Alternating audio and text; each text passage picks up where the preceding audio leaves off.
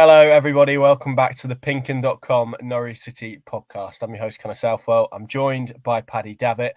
Fifth straight championship defeat for Norwich City. One win in 11, 23rd in the championship. Another defeat that has just been too easy for their opponents to engineer. A pointless week, still winless at Carrow Road. Paddy, it can't go on like this, can it? I won't do the accent. It can. It can. And people will probably know the reference. Certain manager formerly of Blue Persuasion in East Anglia and Republic of Ireland. If you need any more clues, it can. And it feels like it will before we sort of get into the post-mortem yet again. No appetite, it would seem, this side of a certain visit by a certain high-profile American in terms of the Norwich sphere. Nothing will change in terms of the people in the deck chairs, but the ship is going down. Yes, just a word of warning at the start of this pod. Me and Pad both struggling a little bit with colds, so apologies for any coughing or spluttering or sniffing that you might hear over the next hour. You decide if that's a reflection of what we're having to watch every week. I wouldn't possibly make the link, but I'm sure it could be done. Yeah, another defeat for Norwich City. It feels probably like another podcast of doom and gloom, where we're going to try and find something new to say about the dross that is Norwich City at this moment in time. This time a defeat in Swansea, but we can, as I said, broaden it out to the week generally. Defeat to Bristol City, defeat to a Derby team who hadn't won at home, defeat to a Swansea team who hadn't won in 5, and their manager Alan Sheehan was coming under increasing pressure. The reality is, Paddy, it feels like if you are a championship team at the moment in need of a result, in need of a change in momentum, you need Norwich City to come up, don't you? That's essentially what it is, because barring at this moment in time, crisis-stricken Sheffield Wednesday, who are, forget relegation, they're fighting for their absolute lives at this moment, are somewhat rejuvenated by the fact their club has been put into administration with all of the ramifications that comes with that in terms of points deduction. There's not a worse team than in the Championship at the moment than Norwich City. No, and the league table doesn't lie. I don't think there's this maybe inside the game. Oh well, you can't look at any league tables after the first few games. That's fine. We've actually ticked over now. We've gone a quarter of the way through a championship season, and Norwich are being kept off the bottom by a team who've been hit with 12 points administration, and their head coach, I note, is still talking up that they can overhaul that. They'll have Norwich very swiftly in their sights if Norwich continue on scraping along the bottom. You referenced the week they've just had, Derby and Swansea.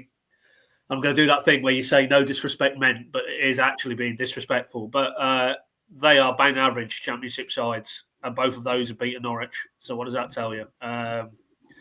Norwich aren't even average at the moment. They're below average, and the league table would suggest they're probably worse than that. And this far into a season, I think you do need to look at the league table, and it won't make for great reading for anybody either inside that football club or any fan, clearly. But that's probably where we need to nudge this now. Over and above, is it Manning? Is it Napa? Is it Zoe Webber? Is it anybody else? Is it the players? Is it the ownership?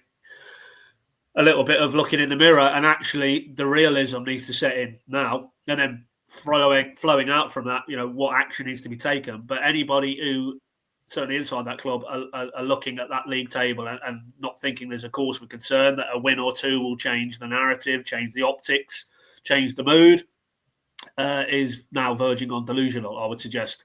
And that is the concern, I think, without speaking for the Norwich fan base. But if I'm putting myself in their shoes, we are close enough to it that we can take the temperature on these things across various platforms, digital or otherwise. We have enough touch points, person to person, or electronically with fans, that it seems to me that it's that, do they get it? Do the people shaping the direction of travel get the seriousness of this situation? Are they listening? Do they understand the gravity of the situation and what they're getting back, be it in terms of lack of public accountability, which, maybe Mark Attanasio is going to address in the coming days, but also what they're not seeing on the pitch, which is that shop window of the health of a football club, if you like, game to game, every 3 or 4 days in the Championship. They're not getting any evidence to suggest that those who matter and who are shaping this direction of travel do understand the gravity of this situation. And I think you're going to throw this in, but talking up Chris Gorham's tweet about the Roda comparison. Well, do you want me to read you those quotes? Because it feels like an appropriate moment. Again, this was highlighted by the brilliant Chris Gorham. And he's picked out, I don't know exactly what game it's from, so apologies for that, but it's a reference that I think Glenn Roeder made pretty liberally during that first season, where he came in November and effectively helped Norwich stay in the Championship that year. And he said, when I came here, we looked dead and buried. You tell me any other club that has got only 8 points in November and ends up avoiding relegation. Considering all the circumstances, I would say this is my best moment. Norwich are going to head into November, Paddy, with 8 points. For context as well, that this is obviously the year before. Those quotes come from the year before Norwich eventually did drop down to League One. At that stage, in that 08-09 season, they were 2 points better off. They had 11 points and they still got relegated. I'm going to be honest, I've had a few moments this week where I've kind of thought to myself, am I living in some kind of parallel universe where actually this isn't as bad as I've kind of felt it is, sitting in press conferences and listening at points to Liam Manning. And look, I feel for Liam because he's the person ultimately that is having to stand up and speak after every single game. That's a very difficult job. But yeah, that point you've raised there about the gravity of this situation feels like the point, I think, where fans are most concerned. Do those people inside get it? Do they understand? Are they fully aware of it? Because I think and you see it played out so many times with so many clubs that have dropped to League One. I'm sure Luton found themselves in a similar place last year, where people almost feel like the size of the club, the name of the club, the history of the club, the reputation, the money you've spent almost creates we won't go down. Don't worry about it. It'll be fine. As you say, a couple of wins and we'll drag ourselves out of it. But actually, that is so dangerous. That is such a dangerous view to have, because ultimately then you drag this on and say, we're going to be in November by the time Norwich City next play a football match. Blink and it's going to be January. Go again and it's going to be February. If Norwich City are still in this position, then a sense of panic, I think, can almost set in, and that can be more dangerous. This is a real opportunity for Norwich to change course, to try and do something to change the trajectory that they're on. And it gets to that stage where if you're a fan now, inaction is a decision, isn't it, Pad? That not doing anything about this, that inertia, is a decision now that is being made. Absolutely. If we won't prejudge what Mark Attanasio has to say internally, or that Canary Call touch point that he's scheduled to do. But if it is, I'm still behind Liam Manning and Ben Napper, then that will be, I'm sure, in terms of the fan base, taken to be that there's almost a sitting on hands and maybe not understanding the gravity of the situation. And of course, they would push back. Liam Manning again yesterday down in Swansea. Injury returns. Chris Gordon obviously comes back in yesterday. They're talking up Forson this coming days. Your face says it all. Shane Duffy, he's now gone from zero to, I don't know, hero is probably a bit too much, but in terms of he's an asset they clearly feel is part of moving it from where it is now to a calmer waters. That's an awful lot of dice being rolled on these returning players, and of course the flip side of that is that they navigate these periods now with no more injuries. You see, okay, it wasn't injury, but Sargent, struggled all week, flew and pushed himself through, but his record would suggest that there may be periods to come this season where he's not available, and that's just one example. I would tend to agree. If this next period, these next coming days leading into Hull, is we go again with the same individuals from top to bottom, then I think we might need the tin hats for that whole home game at Carrow Road, and you can already see as a momentum now building in terms of how fans can express the dissatisfaction they feel, and that's why the Attanasio touch point can check that and can maybe, because it's coming from the absolute figurehead, the principal owner of the football club. What he says matters effectively. Anybody else lower down the food chain ultimately has to carry out his wishes, and those are the people around him, family and Norfolk Holdings people.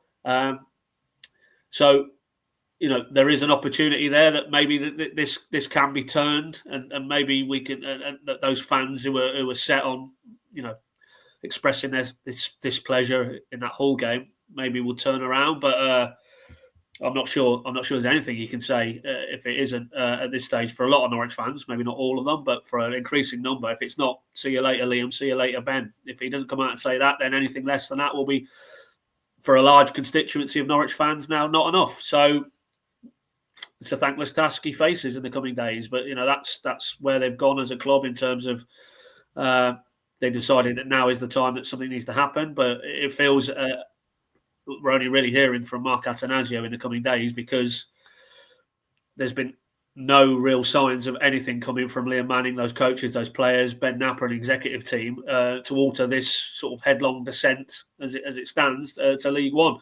And all I would say in this final segment is, if they are in a full-on relegation battle in the months ahead, look at the group of players they've assembled. Do you think any of those are going to be the prototype? We'll roll our sleeves up. We'll go to some very difficult outposts, none more so than Carrow Road, if we're being honest, at the moment. Handle those environments, handle all that comes their way, dig in, fight, scratch, bite, metaphorical, but to do anything is required to get points to keep them above the waterline. This group of players, good luck. You can see it in their defending yesterday. No spirit about it, no pride about it. The goals they conceded, very good finishes, take nothing away from Vipotnik, but just defensively, again, too nice, too soft. Even, you've got a midfielder running through the heart of your midfield and your defence for the first goal.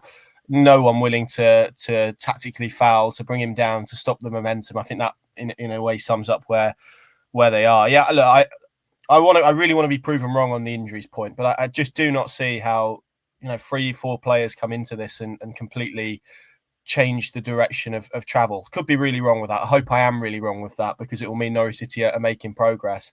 But on the evidence of what we've seen so far this season, I would not say the performances have really dropped off a cliff on the back of the injuries. I think they've remained pretty consistently poor throughout. So look, we will see. It is up to obviously Liam Manning to try and implement those players and get a tune out of them. But we're referencing again Shane Duffy, somebody that they would have liked to have got rid of in the summer if the worlds would have aligned. Didn't happen. I just don't see it at the moment, if I'm being honest. And I think this is the wider point. I do want to get into the Swansea game, because there's some stuff that is interesting from it. But you look at where they are at the moment, 23rd in the Championship. Bad results, bad performances, they're always the headline. They're always ultimately what people judge. But you scratch beyond the surface, and it's a team that after 60, 70 minutes in games are blowing. They look shattered. The recruitment is questionable at best, even if we can't make any hard or fast judgments on it. So they can't keep players fit. The players they're signing are not really good enough. There's discontent off the pitch because they're moving season ticket holders out of their seat for kind of corporate reasons, really. There's this perception, rightly or wrongly, that they're not listening to supporters. There's the sale of Marcelino Nunez to Ipswich Town. There's the money that they've spent. Is there anything like I really wish we could sit here and offer something, Paddy? But is there anything positive at the moment if you're a Norwich City fan to get behind or get your teeth into? No, I don't think there is. Other than they've played 12 games and they've got the vast majority of the games ahead of them. But so in other words, that descent is retrievable, but not. Dare one say it, with the same personnel doing the same things over and over. And I want to narrow it just to Liam Manning here at the moment and the coaching, because it's not being negative when we forecast defeats over these past few days. It's because what is there that you've seen in Liam Manning's work, in possession, out of possession, lack of control, chance creation, chance taking, to inspire any confidence. And this is 12 games in. And yes, of course, there's the mitigation of players getting injured. I think Wisgarden and Sargent were just suggesting that might be a nice sort of partnership. And of course, he gets himself injured. That's not on Liam Manning. But the idea around the outlay and the scale of turnover and the amount of bodies they brought in the summer was that you wouldn't be so reliant on a core of players, and that there would be depth, and that with his coaching ability, and go back to that statement when he was first unveiled. This is a guy whose track record is improving players and getting more out of the resources that he's got to work with. Well, in those situations, then step forward. He hasn't stepped forward. And now increasingly, every press conference, it's the players. It's who's on the journey with me we got yesterday, who's not on the journey. I'm trying to think now, but increasingly he turns it around to the players. And of course, the players are culpable, no doubt, but he's the leader, and he's the one who has to try and get a tune out of that set of players. He's not doing it. He's not doing what he was brought into this club to drive it through. And again, post Derby, zooming out to, well, it was pretty much a car crash when I came in February, and I'm now having to sort it out. That was what he was inferring. Well, he's not doing a good job of that either, is he? Because you'd have to say, since Johannes Torp walked out of the building, do they have a better squad of players? Are they performing better? Do they look like a team in possession who can score goals and create chances? No, and the league table doesn't lie either. As bad as it did get towards the end of the Torp, they weren't in a relegation battle, as far as I'm aware. Far from it. So, no, I mean, you have to be brutally honest and say, and that isn't to completely absolve Ben Knapp, because that's a whole different, focus and scrutiny, and all the people around him. And you talk about recruitment, they have to come into it now. You talk about the recovery of players and rehabbing and fitness, sports science, they all have to come into it.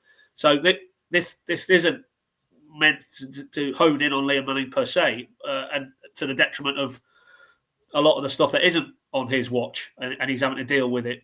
Understood. But you are here to coach a Norwich team that can go out onto a championship field against any opponent and actually look like they know what they're doing. The players understand it. The players are bought into it, and that they can, by game 12, actually look like they are a football team. This isn't a football team to me. This is just a disparate group of individuals who can maybe reach a certain level of performance for a certain period in a game, and then they hit a bit of adversity, they retreat collectively and individually. The brittleness, the fragility, the lack of confidence, the wheels come off, which exposes for me the tactical issues around his coaching, far beyond behaviours and, appetite of players effectively to pull them through. No, how about some actual technical and tactical and structural work to make them better, as Torp was doing with this group of players. And by no manner of means is this a pro Torp and an anti Manning situation. There was plenty wrong with Johannes, but I do think that if you stopped where we were with Johannes this time last season, so he'd had the same block of time effectively. I know it started to tank as we approached Christmas, and maybe the threadbare nature of that squad and having to play a lot of younger players. But just right here, right now, compare those two managers, compare what we're seeing in terms of a Norwich team on the pitch in the Championship. It's night and day.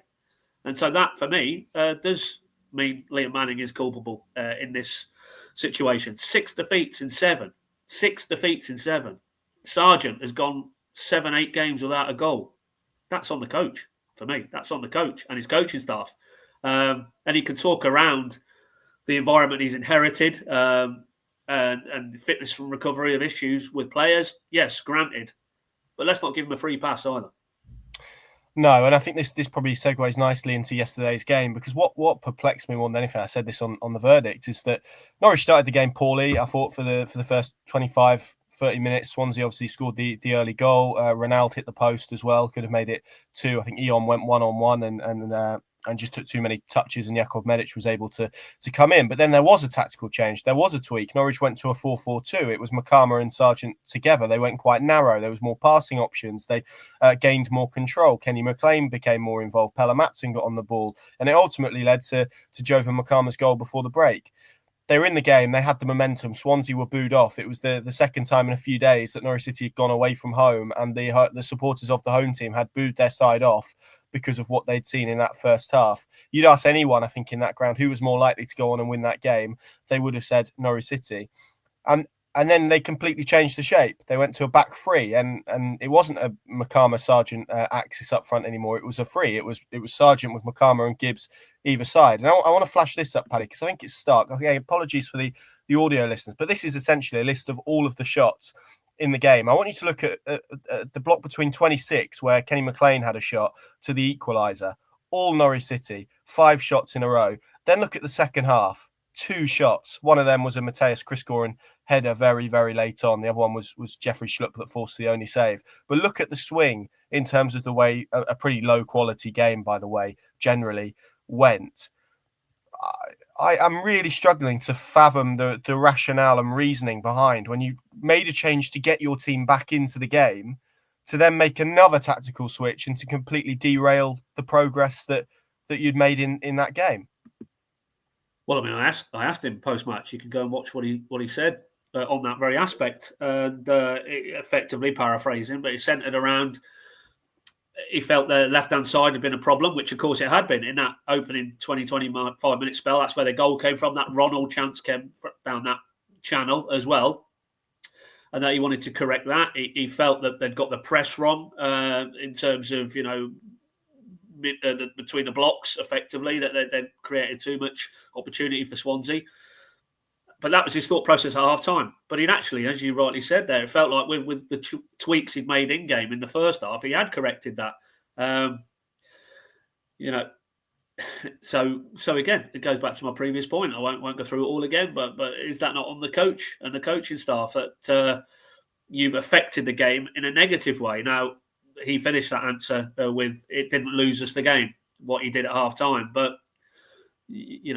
others would disagree with that. So what it certainly did is give an initiative that Norwich had hard fought to gain back to Swansea, because then there was more space for them to. It felt like a probe back in those wider areas, which those channels had been cut off in the second part of the game. And again, it does come back round to, there are many things that you can't lay at Liam Manning's door about this malaise around Norwich. It predates him, but I think when it comes to what we're seeing on the pitch, in terms of personnel, in terms of structure, in terms of setup, and then when the whistle blows, what we see from him in terms of affecting the game in a positive fashion.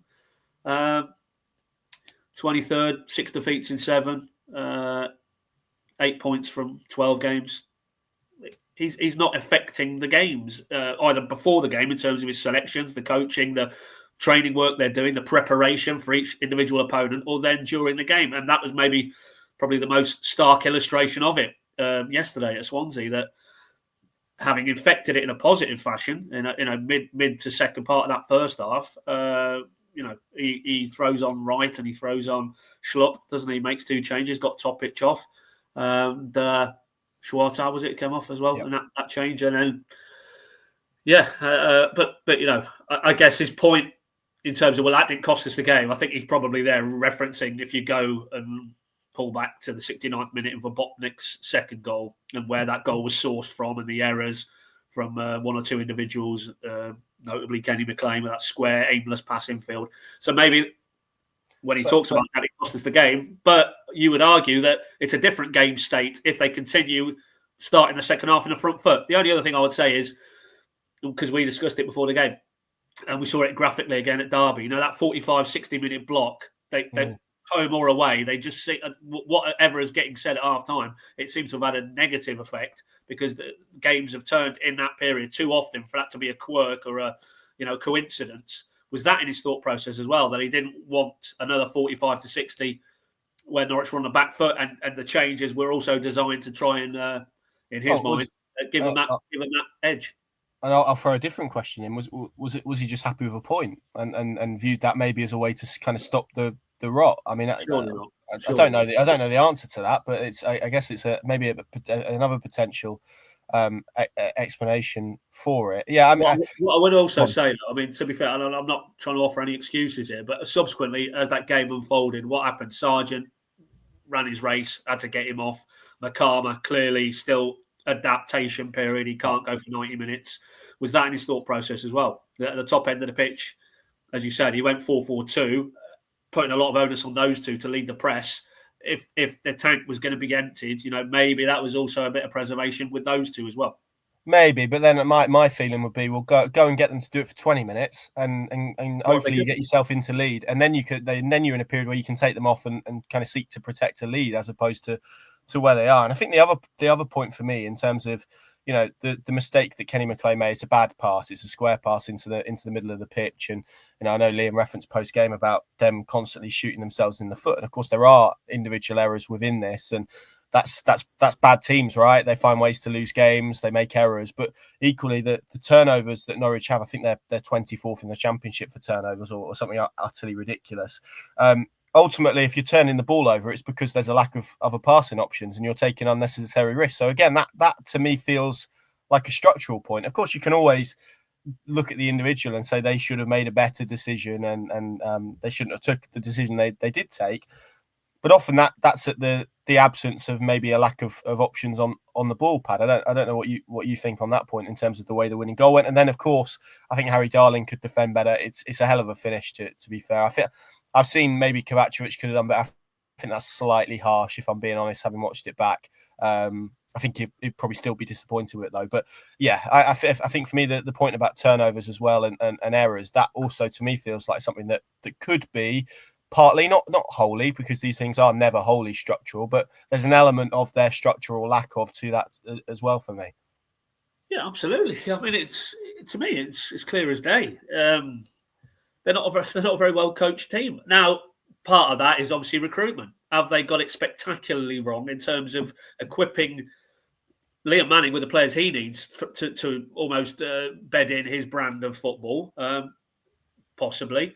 Have they just more broadly, because they're on this, mission to find these players younger, higher transfer ceilings, resale value, have they tipped too far towards that rather than actually can they now be dropped in like a Matson, like a Topic, two examples, Medic, into the Championship and affect it in a positive way? So, again, it goes back to the previous point. This is all on Liam Manning. There are factors out of his control. Okay, he would have had a say in the recruitment, but he's not driving that in terms of that's not his remit. Because increasingly you look at some of those players and you think they're not fit for purpose. So that does feel now, much as there's been more of a forensic analysis on the recovery, injury, sports science side of things, I think maybe they need to look under the bonnet in terms of the whole recruitment strategy, but also execution of it for me. So, but that aside, Liam Manning is not coaching this team very well. That's being diplomatic. And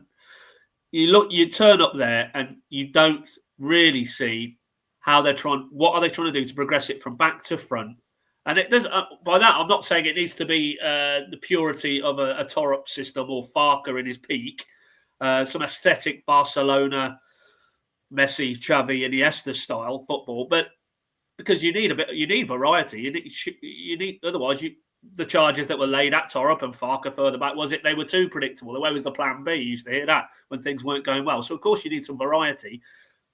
But what is there to hang on to when you look at this Norwich team in the image of Liam Manning that suggests that those players have got a method of progressing the ball from back to front that isn't lateral side to side or that U shape endlessly backing around again. Well, opponents just get themselves into a nice, comfortable mid to low block, and there's no imagination, no guile, no creativity to unlock those type of defensive structures. So that's the baffling thing for me. That with Liam Manning's track record, that we're 12 games in, and is this how he set up Oxford? Is this how he set up MK? I didn't watch Liam Manning at those clubs, so it's hard to draw a parallel. Is this how Bristol operated? The two reference points I have with Bristol is last season. They felt far more dynamic, far more aggressive, far more energy and tempo about their play. And of course, he might push back. Well, I had that length of time to get them to that state. And obviously, there was a lot of uncomfortable periods at the start at Bristol. And maybe that's what he's promising here, given time. But he's not going to get the time. If they don't start to show something that is better than, a little patchy spell first half against Derby, which was maybe as much to do with Derby getting their team selections and their setup wrong and empty midfield and almost inviting Norwich to have that dominance. And they still couldn't score, by the way. No, there's that, which is the point. Yeah, again, about the individuals, the quality of the individuals, but also the coaching structure around that and what they've been asked to do. I mean, you don't want to keep harping back, but Portsmouth away, for me, was probably as good as it got, and they had a certain Chilean in the midfield pulling the strings. Watford away in the League Cup, even further back, and somebody who had the ability to break that cycle of lateral side to side or all the way back round and back round again. No, progressive. And if you put that to Liam, I know what he would say. He would say, that they're not coached. In fact, we had that last week. We're not I don't coach them to play laterally. Do I want to see a team who are playing laterally? No. Well, okay. Well, you're the coach, man. So sort it out is what I would say in very simple terms. You've got enough time on the training pitches with these players, unless what we're actually saying now is, and this comes back around to recruitment, he hasn't got the raw material. He doesn't feel he has the players to carry out what he's trying to demand, and maybe the methodology that has got him to up the ladder to get to Norwich from MK. So if that is the case, then that's on all the people who were involved in the recruitment decisions over these last few windows. If what we're saying is now that this squad isn't fit for purpose for this head coach, and of course we know there's this almost jarring Torop to Manning. And that's going to have to be navigated in successive windows. You don't just suddenly, blow up a Torop profile squad and replace it with a Manning in one window. Nobody's saying that. But at the moment, it looks like he doesn't have the personnel he needs to carry out, maybe going back to last season, what he had at Bristol. I look at Bristol's midfield, I look at Norwich's midfield, and I don't see the same type of player in terms of profile. And that has to be a concern, because he must surely and had a major input in the recruitment they went after in the summer. You cannot think that it was Lee Dunn and Ben Napper imposing players on him, and there you go, get on with it. They fit the strategy more broadly of young players with high ceilings. Surely he's had enough input, maybe not to the degree that he wanted. Maybe he would have wanted more domestic Harry Darling type players through the door. If they're all in post come January, then let's see what the January window looks like. That might maybe tell us. But I think this has turned into quite a long section here today on this podcast, where I don't think Liam Manning in the area of improving a group of players is succeeding at the moment, irrespective of all the accepted mitigation. His job is to get Norwich better than 23rd in the division after 12 games. The criticism of Ioannis Torop was that there weren't enough players that showed improvement. Do you think there's any players that have shown improvement from the start of the season? Well, Oscar Swartau has probably kicked on, to be fair. But again, he's not... I think if you sat him down and said, are you a left-sided attacking option? He would say, no, that's not his game. That's not where he wants to play. That's not where he's probably come through in terms of Bromby and first season at Norwich. But again, feels like we're beating the same drum. Is that a reflection on the recruitment? Yes, of course, Jallo's injured. Fine. Okay, find somebody else. You could have got Lewis Dobbin back in the building. You decided not to go that direction. Look what he's doing. They had first refusal on that, didn't they? Hindsight is a wonderful thing, you could argue. Okay, fair enough. But is it? I'm not sure it is hindsight, really. I think a lot of Norwich fans would have wanted to see him back, right, in terms of the way that he played and performed last year. I understand there were concerns about his fitness record, but then they signed a player from France who hadn't played 190 minutes last year for Metz. So that doesn't even really check out, if I'm being honest. So yeah, it's difficult, I think, at the minute to kind of turn in any direction. It feels like you look on the pitch and there's fire. You look off the pitch, there's fire. You look at the recruitment, there's fire. It just feels like kind of everything's on fire at the moment. And maybe then it's Liam Manning will kind of come back and say, well, look, these are all the various elements that I'm having to firefight about it. And the thing that I keep coming back to, Paddy, generally is this club. It wasn't the fans that imposed a top six expectation on this. It was those inside the club. So how on earth did they get this so badly wrong? Because this team, forget staying in the Championship, they are absolutely light years off the top six as we sit here today recording this podcast. How has that judgment been, already proven to be so incorrect? Well, well, effectively, what you're questioning there, Connor, is the people who are making the decisions and setting this direction of travel. That's where the spotlight has to focus, because that's where the top six benchmarking came from. And the Carrow Road delivery plan, stadium plan, farce. Who's driven that? It's the same characters. So what we're basically saying is there's people at that football club who are failing badly. And it isn't just Liam Manning and the players, they're failing, but above them. And we all know the people we're talking about. So that expectation, again, is making them look rather, foolish right here, right now. They might, again, we have to always try and achieve some degree of balance, as tough as that is at the moment. They might say, well, you're having this debate after 12 games. Let's see where we are after 24, 36. Okay.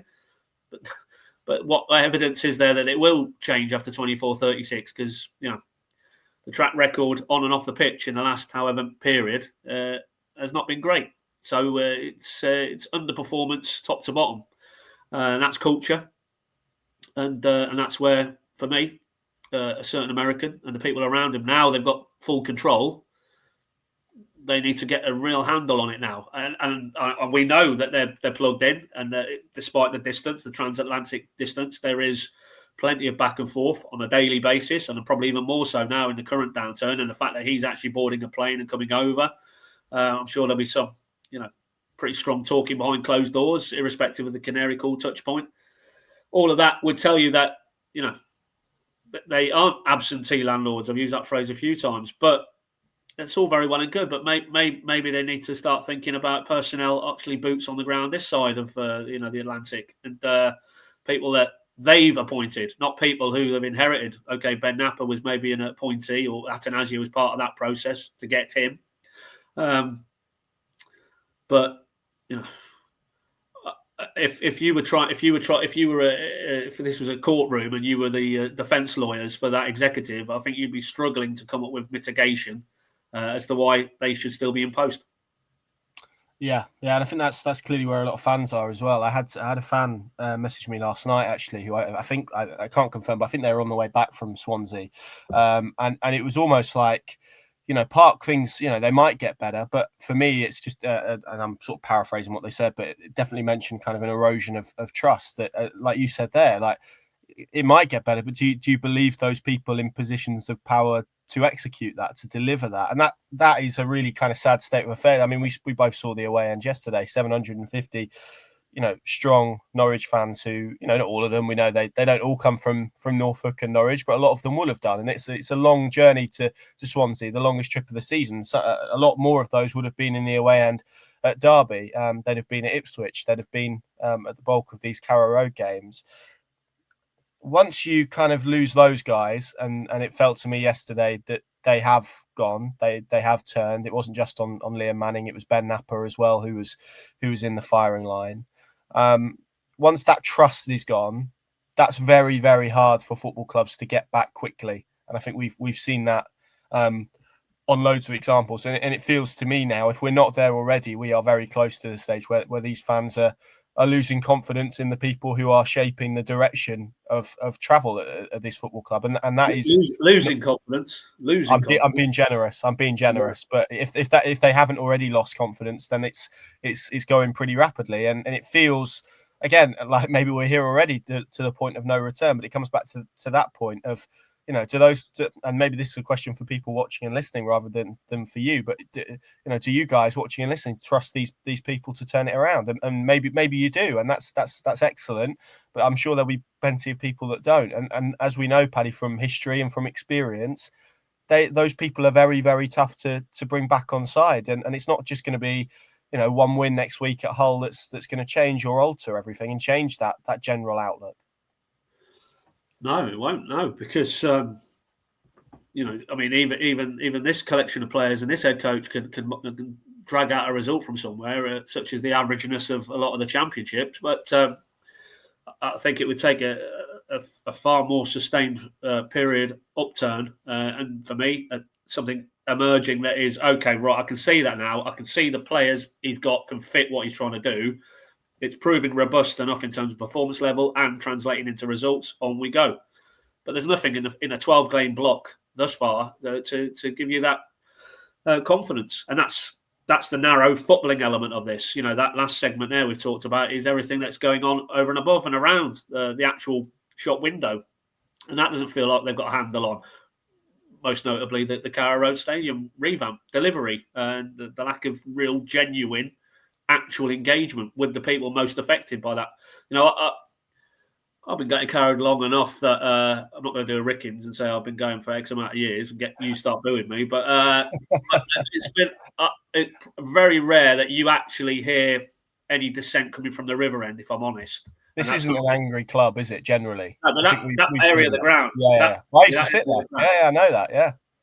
And that's fine. You go there because that's, your viewing experience is matched by sitting in that part of the stadium. Absolutely no problem.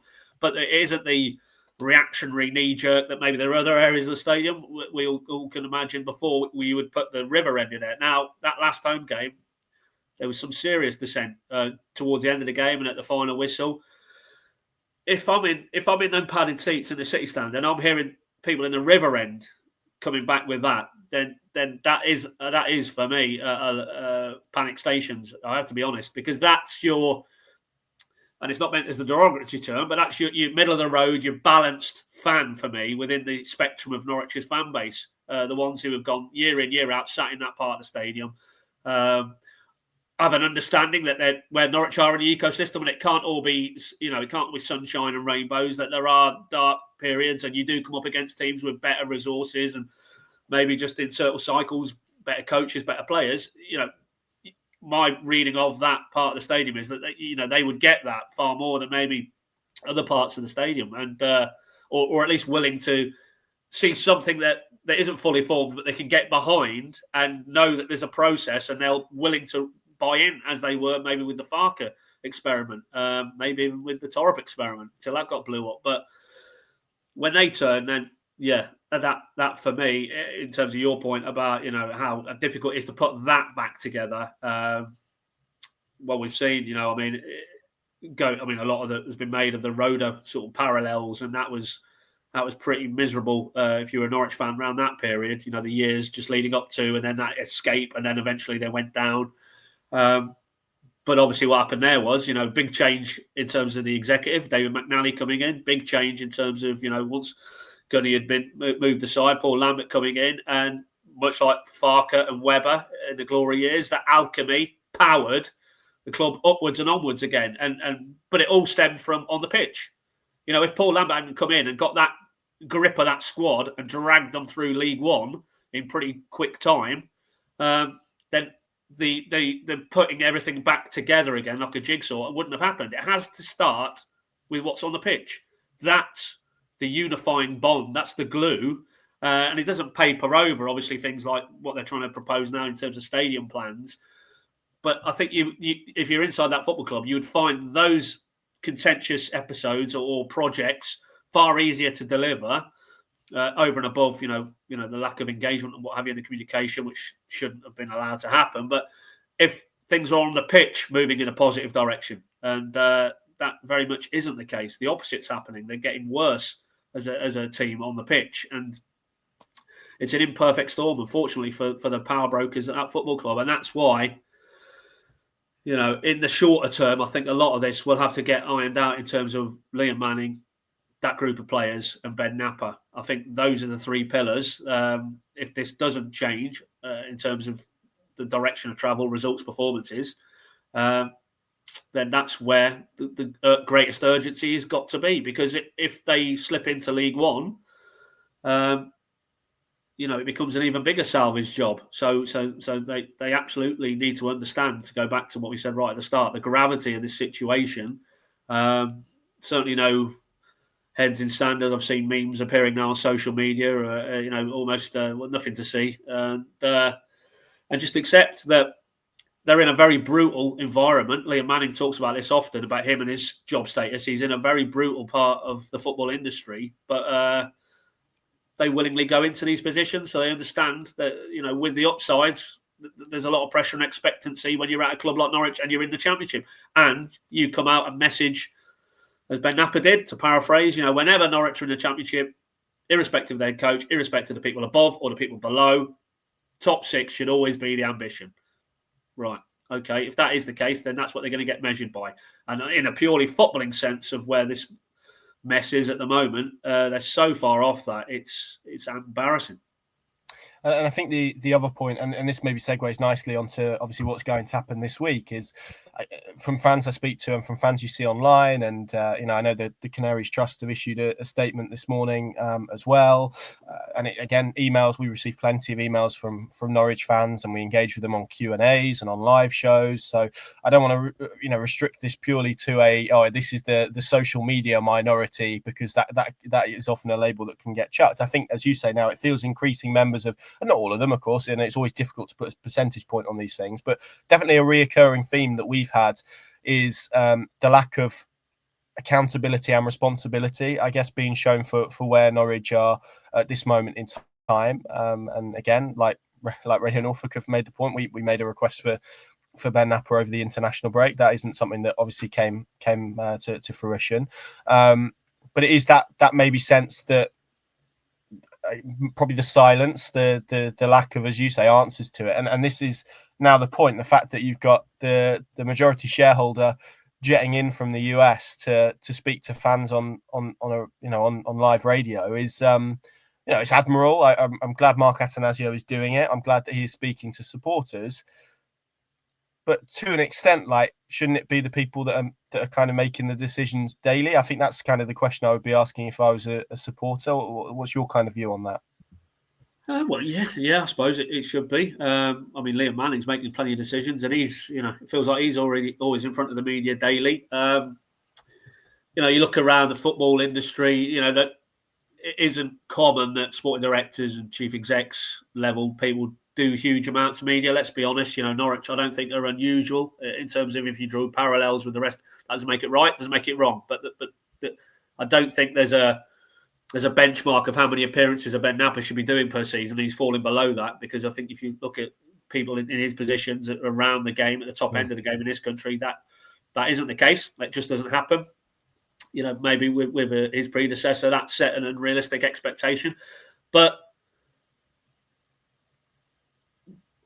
actually, this week, it is Attanasio, because he is the guy who's driving this. This is his football club. Yes, it's the fans, of course, football club. We understand that. But he's the one who's bankrolling it in a championship environment where the revenues are loss-making and will continue to be. He is bankrolling a loss-making business effectively. So, his opinion on these matters is absolutely fundamental to what happens next. And I think it is good that we are going to hear from him. What does that say about why aren't we hearing from others? For me, it's good that, it's coming right from the top. But to go back to what I said earlier, for those who have decided they don't want Napper, they don't want Manning, they don't want anybody else on that executive committee. If he comes out and not the dreaded vote of confidence, but if he says the status quo is what he believes is the way forward at the moment, that isn't going to hit the spot, and because that will feel like more of the same, and more of the same at the moment is not good enough on the pitch, not good enough off the pitch. So very, very, very important touch point for him. But if his central message is I stand behind Liam and I stand behind Ben, then don't be expected if the reaction is as you would expect from a lot of the fan base. Not all, of course, not all. We had letters over the international period about almost we're trying to get Liam Manning out of a job. I think he's doing a good job of that himself, if I'm honest. That could be further from the truth. But there will be still supporters of those individuals, but they're in the minority. I think that's safe to say. I think we're on safe enough ground to say that. So, the majority are probably at the point where they want some tangible sign of, we get it, we understand it, and we're going to change a few things. And if they don't get those messages from the principal owner, then, as I say, then we roll on to Carrow Road and Hull, and that could end up as, anything in terms of not a great environment for anybody connected with Norwich City to be involved with, and that's not really what any of us want. But if the fan base don't feel that they're being listened to, or that the people who matter understand the gravity of this situation, then I think we'll probably see a reaction to that in the Hull game. Yeah, and I think on a wider point, it's important for Attanasio to convey that not just him, because again, we've made this point a few times. I think he does care about Norwich City. I think that, you don't need to be in England and to be in Norfolk to care about Norwich City. There are loads of people all over the world who support Norwich City who are nowhere near it. So I think it's always wrong to make that point. You can care about Norwich City and be 2,000 miles away. It doesn't make your passion or care any less. But yeah, equally, I think when you do have that distance, and again, I think it comes back to what we've spoken about understanding where they are. I think you can lie to yourself a little bit. I think you can say, oh well, we've got injuries, or it's a bit of luck, or it's this, or it's that, or it's this reason. But actually, that kind of misses the point, because they are where they are for whatever reasons. And we can talk about injuries. Well, injuries have been a problem at this football club for 3 years, and they haven't grappled with that problem. Recruitment has been an issue at this. We've spoken about it endlessly on podcasts for 3-4 years. They haven't grappled that problem. So you can go on and on and on around the various issues. And yeah, like you say, for some fans, I think if there's nothing to support any words, if there's no change to support any words, that isn't going to be enough. But it's also difficult for him. You look at what he has tried to build at the Brewers, and again, I don't stand here as and to profess to know a huge amount about baseball. I think probably the weight that they put on the coach in terms of levels of importance. All sports are different, aren't they? That you have a captain in cricket who's far more important than a captain in football, for example. It translates differently in terms of different sports. But you look at what they've done at exec level. They've opted for stability, for consistency. They don't like making lots of changes in those areas. But football's very different in terms of the way that it works and what fans look at and the pressures that are put on certain positions. So I guess it's more about, for me, kind of them understanding that shift. And I know this is something that they spoke about in terms of maybe initially being surprised by how much significance is placed on coaches all the time, because that simply isn't something that they are used to. But it is recognizing and being across those two very different worlds, isn't it, Paddy? That maybe one approach might suit one sport, but actually it doesn't necessarily mean that it suits the other. Now, there are areas where a lot of stuff will translate, data, for example, and all those aspects that they're trying to build. You look at the use of data in football. There is a history of clubs and track records of clubs that utilize it successfully, albeit they kind of do it with their own data in-house system, as opposed to maybe what Norwich have got, and hopefully they can build that in the future. But I think for him, it's maybe that point about sort of understanding what the game is, and that's where you would hope there is that consultancy with maybe other people. Well, who are these people, though? You mean people outside of Norwich City? Well, whoever. I think it would probably have to be people outside of Norwich City, wouldn't it? Well, if it gets to the point where they don't feel that, obviously, his chief football person on the ground is Ben Napper. If they don't feel that he is,